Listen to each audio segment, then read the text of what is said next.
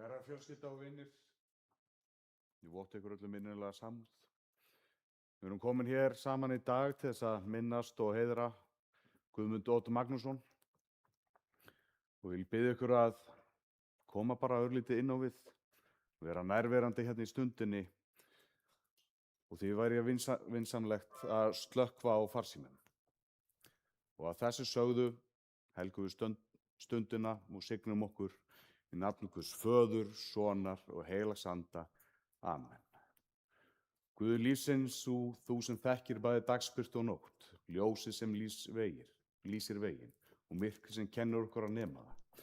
Við stöndum hér á mörkum milli þess sem var og þess sem heldur áfram í okkur. Gef okkur augu til þess að sjá dýpra, eyru til að heyra það sem er ósagt og hugrekki til þess að halda áfram. Megi minningarnar verða okkur ljós á vegunum sem framundan er. Amen.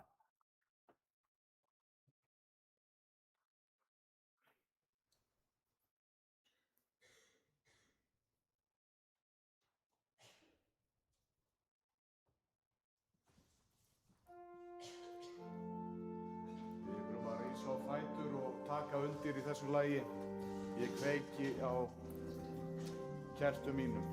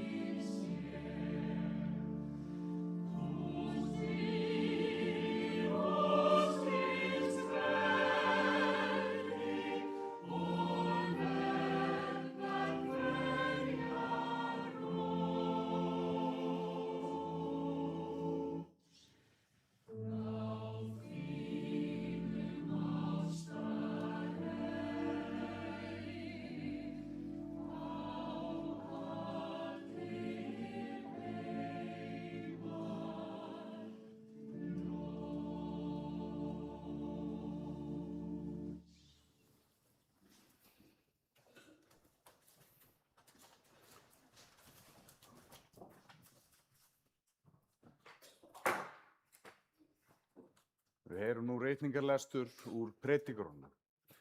Öllu er afmörkuð stund og sér hver hlutur undir himnunum hefur sinn tíma. Að fæðast hefur sinn tíma og að deyja hefur sinn tíma. Að gróðursetja hefur sinn tíma og að rífa upp Hið gróðursetta hefur sinn tíma. Að gráta hefur sinn tíma og að hlæja hefur sinn tíma. Að harma hefur sinn tíma og að dansa hefur sinn tíma. Að kasta steinum hefur sinn tíma og að tína saman steina hefur sinn tíma. Að faðmast hefur sinn tíma og að halda frá sér faðmlugum hefur sinn tíma.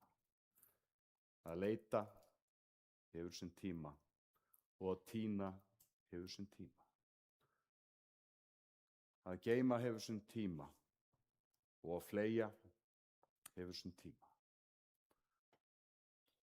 Að þegja hefur sinn tíma og að tala hefur sinn tíma. Að elska hefur sinn tíma og að hata hefur sinn tíma. Stríð hefur sinn tíma og friður hefur sinn tíma. Og hvaða gagn hefur verkamaðurinn af öllu stríði sínu? Ég virti fyrir mér þá þraut sem Guð hefur fengið mönnunum að þreyta sig á. Allt hefur hann gert hagfellt á sínum tíma. Jafnvel eilífðina hefur hann lagt í brjóst þeirra, en maðurinn fær ekki skilið að fullu það verk sem Guð vinnur. Ég sá að ekkert hugnast þeim betur en að vera glaðir og njóta lífsins meðan það endist. En að matast, drekka og gleðjast af öllu erfiði sínu, einnig það er Guðs gjöf. Þannig hljóðar hið heilaga orð.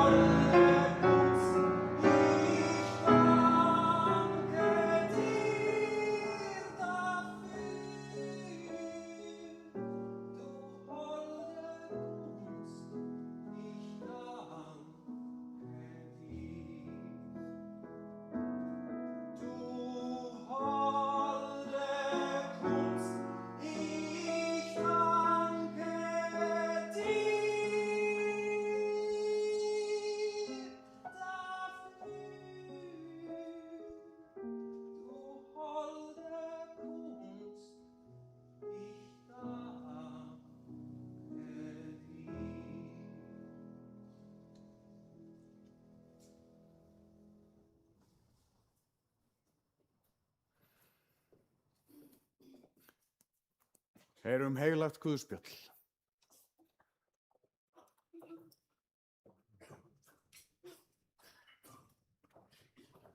Komið öll til mín sem erfið og þunga eru hlaðin og ég mun veita yður hvíld. Takið á yður mitt ok og lærið af mér því að ég er hógvær og hjarta lítillátur. Og þá munið þér finna hvíld sálum yðar, því að mitt ok er ljúft og byrði mín létt. Þannig hljóðar hið heila guðspjall.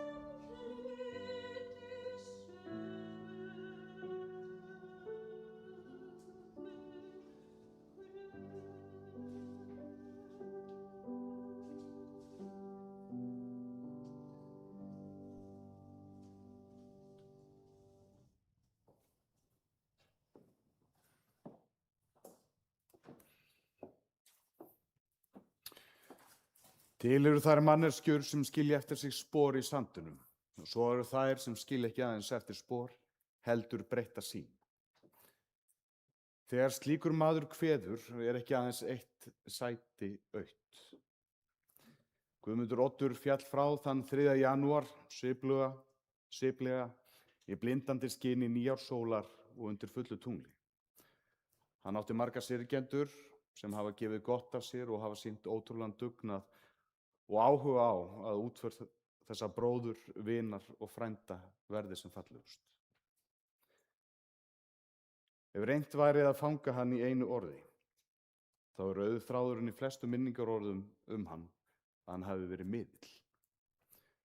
Ekki miðill í dulrænum skilningi, heldur sá sem stendur á milli fortíðar og framtíðar, milli fræða og lífs og milli jaðars og miðja. Hann tengdi og hann þýddi og hann opnaði. Og hann gerði það með ótrúlegri gjafmælti. Guðmundur Oddur fæddist norður á Akureyri þann 5. júní árið 1955. Hann var eina barn foreldra sinna þar til hann eignaðist litla systur, Ásthildi, árið 1959. Systkinin voru náin alla ævi hans og áttu mikla samleið þegar kom að þjóðlegum fróðleik. Móðir hans, Gyða Guðmundsdóttir, var húsmóðir, verkakona og starfskraftur á 4. sjúkrahúsinu á Akureyri. Faðir hans, Magnús Oddsson, var húsasmíðameistari og hann byggði mörg hús á Akureyri og lagði fjölmarga vegi norðan heiða. Magnús fæddist til Hlíðu Kollafirði en Gyða á Patreksfirði. Þótt að Guðmundur Oddur hafi verið einbúi mest alla ævina var hann aldrei einstæðingur eða einfari. Hann var ætíð umlukinn góðu fólki, hvort sem það var fjölskylda, vinir, ættingjar, samstarfsfólk eða annað samferðafólk. Fljúgandi mælska hans, þekking og ástríða var til þess að stundum virtist hann koma frá annarri vídd. Vídd sem náðu til margra. Hann gat talað á bylgjulengd sem flestir heyrðu, þvert á kynslóðir og lífsskoðanir. Ásthildur, systir hans, giftist Gísla Ingvarssyni, æskuvinni hans frá menntaskóla og saman eignuðust þau 3 börn, Unnu, Ingveldi Gyðu og Ingvar. Ingveldur í dag gift Starkari Barkarsyni og eiga þau 1 barn, Ólaf Braga Starkarsson, en frá fyrra sambandi á hún Iðunu Ólöfu Berntsen með Sverri Brynjari Berntsen. Fjölskylda systur hans og Más, börn þeirra, tengdabörn og barnabörn urðu hans eigin fjölskylda. Og þótt fáir myndu lýsa Guðmundi Oddi sem hefðbundnum manni, var hann ættrekinn, barngóður, besti frændinn sem mætti alltaf í öll kökuboð og þakkláttur systur sinni fyrir að halda í hefðbundi fjölskyldulíf. Teikning var hans aðalsmerki frá því í barnaskóla Akureyrar. Frá blautu barnsbeini var hann næmur á form og dýpt, en fyrstu 30 ævi sinnar var hann oftast kallaður Gummi eða stundum Gvendur. Leiðin lá í menntaskólann á Akureyri en fljótlega kom í ljós að hefðbundið og staðlega bóknám hentaði honum illa. Foreldrum sínum var hann erfiður lengst af, en elskaður mjög af þeim Magnús og Gyðu. Við gerðum allt til að auðvelda honum þann feril sem hann markaði sér. Þótt á tímabili var erfitt að sjá fyrir hvort hann myndi takast farsællega. En í stað bóknáms ákvað hann að sækja í mynd- og handlíðaskólann í Reykjavík. Og fyrst var honum hafnað inngöngu. En í annað sinn, þegar hann komst inn, áttuðu kennararnir sig fljótt á teiknihæfileikum unga mannsins að norðan og honum var sleppt í gegnum fornámið. Guðmundur Oddur átti, eins og margir vita, samfellt óreglutímabil frá 17 til 27 ára aldurs. Loks fannst honum sjálfum nóg komið og með 12 sporum AA samfélagsins lagði hann hornstein að andlegri vegferð sinni og bata. Hann vann stöðugt í og fylgdi honum út ævina. 30 lágu leiðir hans til Kanada í framhaldsnám í grafískri hönnun. Eftir námið þá sneri hann aftur til Akureyrar, kom að stofnun Listagils og átti þátt í að koma á fót námi í grafískri hönnun við Myndlistarskólann á Akureyri. Það var á árunum 91 til 93 sem Goddur var til. Hann valdi nafnið sjálfur og hefur verið þekktur sem Goddur síðan þá. Árið 95 til 99 starfaði Goddur sem deildarstjóri í grafískri hönnun við sama skóla og hafnaði honum í fyrstu. Og í beinu framhaldi var hann fagstjóri í grafískri hönnun og síðan prófessor við Listaháskóla Íslands. Fyrsta áratug Listaháskólans var hann eins konar andlit skólans út á við vegna þeirra fjölmiðlavinnu og fyrirlestra sem gerðu hann á endanum þjóðþekktan. Erfitt að lista upp allt sem Goddur aðstoðaði við að koma á fót eða stofnaði á landsvísu, en ekki má gleyma Lunga á Seyðisfirði og þess frjóa samfélag sem myndaðist í kringum þá hátíð og síðar skóla.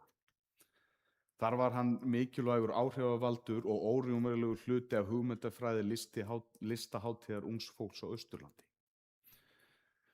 Í stuttu máli þá endaði ungi maðurinn sem náði ekki stúdentsprófi sem bæði brautryðjandi í skapandi hugsun, prófessor og heiðursprófessor við Listaháskóla Íslands.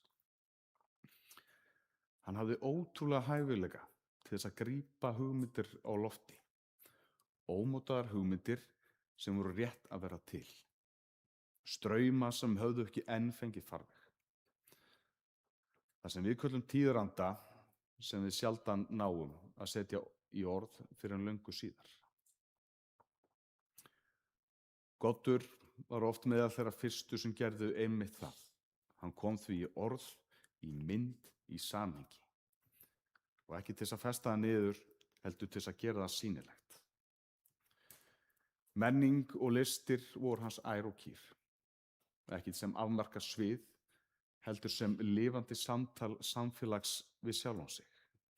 Hann horfði ekki á listir sem skraut, heldur sem leið til að skilja hver við erum, hvað við óttumst, hvað við þráum og hvert við erum að stefna. Jafnvel þegar við vitum það ekki sjálf. Í samfélagi sem oft vill flýta sér að niðurstöðu var hann stundum dýrmætt mótvægi. Gottur myndi á að skilningur tekur tíma, að dýpt fæst ekki með hraða, að sumt þarf að fá að malla. Og í þessu var hann í raun róttækur. Í heimi þar sem mælikvarðar, afköst og sýnileiki ráða ferðinni, líða hann eftir allt annarri reglu. Hann var ekki að safna veraldlegum auði, hann var að byggja tengsl. Gottur var því ekki aðeins hluti af íslensku menningarlífi, hann var einn af þeim sem hjálpaði því að skilja sjálf sig. Og það er kannski stærsta gjöf sem hægt er að gefa samfélagi. Það má með sanni segja að Guðmundur Oddur var ekki maður sem eyddi tíma sínum í skattaskil, uppeldi, líkamsrækt eða klósettþrif. En hann vissi að tíminn var takmörkuð auðlind og hann nýtti hana vel fyrir sín áhugasvið, en hann var samt mjög gjafmildur á tíma sinn og þá stöðu, aldri og bakgrunni. Hvort sem það voru nemendur, samstarfsfólk, blaðamenn, listamenn, stjórnendur eða fólk sem stóðu langt fyrir utan kerfi og stofnanir. Þá var hann til staðar. Hann liði eftir þeirri einföldu og djúpu lífsýn að gjöf var ekki gjöf nema þú gleymir því að hún sé gjöf. Og þegar gjöf er talin verður hún viðskipti. Þegar hún er gefin í sinni hreinustu mynd, þá verður hún tengsl. Hann hafði einstakan hæfileika til þess að tengjast fólki, ekki með því að laga sig að öllum, heldur með því að sjá hvern og einn. Sama hvaðan fólk kom, sama hversu gamalt það var, sama hversu langt það stóð frá því sem kallað er viðurkennd leið. Kannski er það þess vegna sem svo margir, og þá því hvað þeir standa í samfélaginu, upplifa að þeir eigi honum eitthvað að þakka. Ekki vegna skulda, heldur vegna þess að þeir fengu rými til þess að vaxa. Þrátt fyrir alla þessa víðsýni var hann ekki rótlaus. Hún þótti vænt sitt fólk, sínar slóðir, sitt land. Akureyri, Strandirnar, Vestfirðina, Breiðafjörðinn. Það voru ekki bara staðir á korti, heldur landslag í honum sjálf. En síðasta ár ævi sinnar bjó hann í sveit og undir sér vel með pippu sinni. Þar var minni hávaði og meira rými fyrir hugsun. Hann var formlega sestur í helgan stein en satt ekki auðum höndum. Hann rannsakaði og hélt fyrirlestra, miðlaði áfram, ekki af skyldur heldur af eðli sínu. En nú er hann farinn og brottför hans var skyndileg. Og kannski er það einkennandi að margir lýsa því að hann fór úr lífsins samkomu eins og hann fór úr öllum samkomum. Hljóðlega en aldrei áhrifalaust. En hans óumdeildu áhrif lifa áfram. Þau lifa í því hvernig fólk hugsar, talar, horfir út fyrir ramman. Áhrifin birtast í nemendum sem kenna áfram, ekki endilega sama heldur með sömu afstöðu, í samtölunum sem fara dýpra en fyrirsagnar og kannski er það dýpsta merking orðsins miðill í þessu samhengi. Ekki sá sem miðlar sjálfum sér, heldur sá sem hjálpar öðrum að miðla sína. Blessuð sé minning Guðmundar Odds Magnússonar, Godds, miðilskennara, sjáanda, minning hans lifir áfram í okkur. Amen.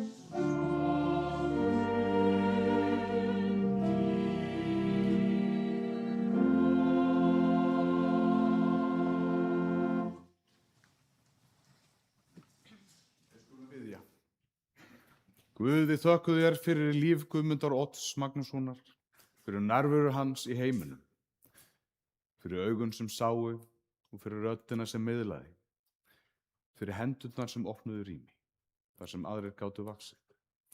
Við þökkum fyrir sporin sem hann lagði í samtöl okkar, fyrir fræin sem hann sáði í hug okkar og hjörtu. Við þökkum fyrir hláturinn, fyrir glettnina, fyrir gjafmildina, fyrir vináttu sem ætti fólki þar sem þar var statt. Guð, við leggjum Guðmund Odd í þínar hendur, með þökk fyrir allt það sem hann gaf og allt sem lifir áfram í okkur. Kendu okkur að bera arfleið hans áfram með opnum augum, opnum huga og opnum sjónduldarhring. Þessar bænir og aðrar sem á okkur hvíla, felum við í þeirri bæn sem beðinir bæði á himni og jörðu. Faðir vor, þú sem ert á himnum, helgist þitt nafn, tilkomið þitt ríki, verði þinn vilji svo á jörðu sem á himni. Gef oss í dag vor daglegt brauð og fyrirgef oss vorar skuldir, svo sem vér og fyrirgefum vorum skuldunautum.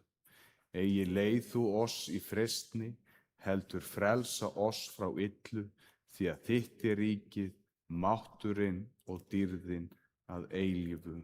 Amen. Lofa sé Guð og Faðir Drottins oss Jesú Krist, sem eftir mikilli miskunn sinni hefur endurfætt okkur til lifandi vonar fyrir Jesú Krist frá dauðum. Jesús sagði, ég er upprissan og lífið, sá sem trúar á mig mun lifa þótt hann deyi.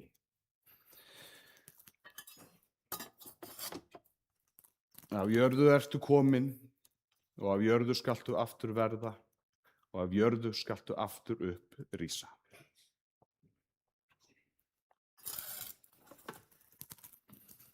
Takið við drottinlegri blessun. Drottin blessi þig og varviti þig. Drottin láti sína ásjónu lýsa yfir þig og sé þér náðugur. Drottin upplifti sínu augliti yfir þig og gefi þér sinn frið. Amen.